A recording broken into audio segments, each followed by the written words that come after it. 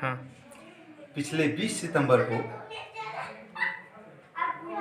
योग की कक्षा के दौरान प्रसंगवश मैंने कहा था कि अहिंसा व्यक्ति का स्वधर्म हो सकता है, पर किसी राष्ट्र का राष्ट्र धर्म नहीं हो सकता है। संयोग से उसके तुरंत बाद 2 अक्टूबर को अहिंसा का राष्ट्रीय पर्व था। 2 अक्टूबर गांधी जयंती। फिर क्या था, बहुत बड़े पैमाने पर पूछा गया कि भाई ऐसा विरोधाभास क्यों है? व्यक्ति का स्वधर्म अगर अहिंसा हो सकता है तो राष्ट्र धर्म क्यों नहीं हो सकता? और अगर ऐसा है तो अहिंसा का ये राष्ट्रीय पर्व इस दिवस को 2 अक्टूबर को क्यों मनाया जाता है? इसलिए मनाया जाता है क्योंकि व्यक्तिगत जीवन में अहिंसा के महत्व को लोग समझें। परंतु ये अहिंसा और क्षमा, ये 2 शब्द जब व्यक्तिगत जीवन में मनुष्य धारण करता है तो ये उसके लिए आभूषण बन जाता है, और जब राष्ट्र अहिंसा और क्षमा को अपना धर्म मान ले तो उसके लिए अभिशाप हो जाता है। आज विजयादशमी है। आप सबों को, देशवासियों को विजयादशमी की शुभकामना। ये शक्ति पर्व है, आज संपन्न हुआ और ये सर्वोत्तम अवसर था, इसीलिए मैं इसकी अपेक्षा कर रहा था।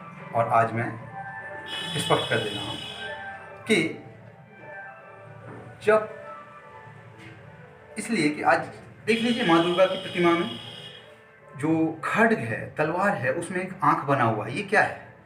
ये ज्ञान चक्षु है। यानी कि जब खड्ग शक्ति का प्रतीक है, और जब शक्ति के साथ ज्ञान चक्षु यानी ज्ञान, विवेक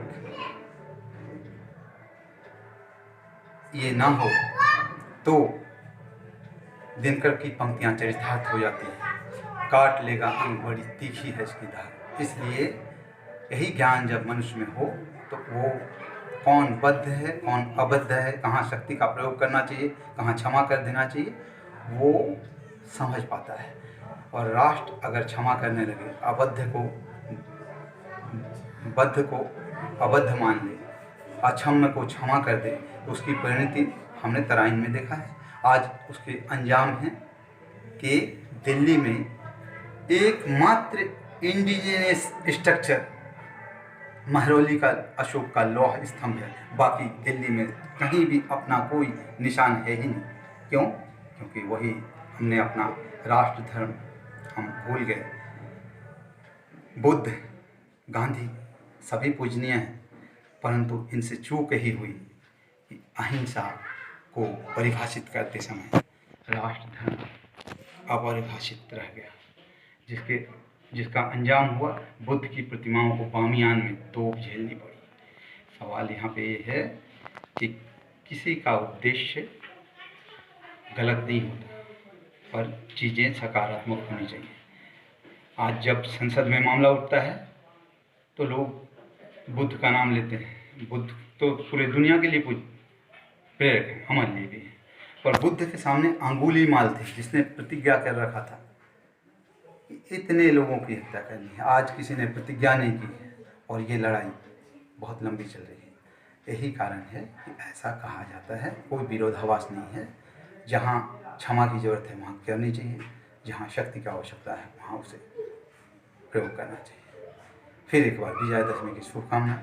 सर्वमंगल मंगल्ये शिवे सर्वार्थ साधिके शरण्ये त्र्यंबके गौरी नारायणी नमोस्तुते।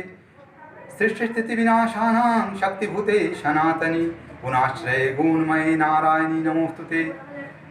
शरणागत दीनार्थ परित्राण परायणे सर्वस्याति हरे देवी नारायणी नमोस्तुते। सर्वस्वरूपे सर्वेशे सर्वशक्ति समन्विते भयव्यस्त्राहिनो देवी दुर्गे देवी नमोस्तुते। जय माँ।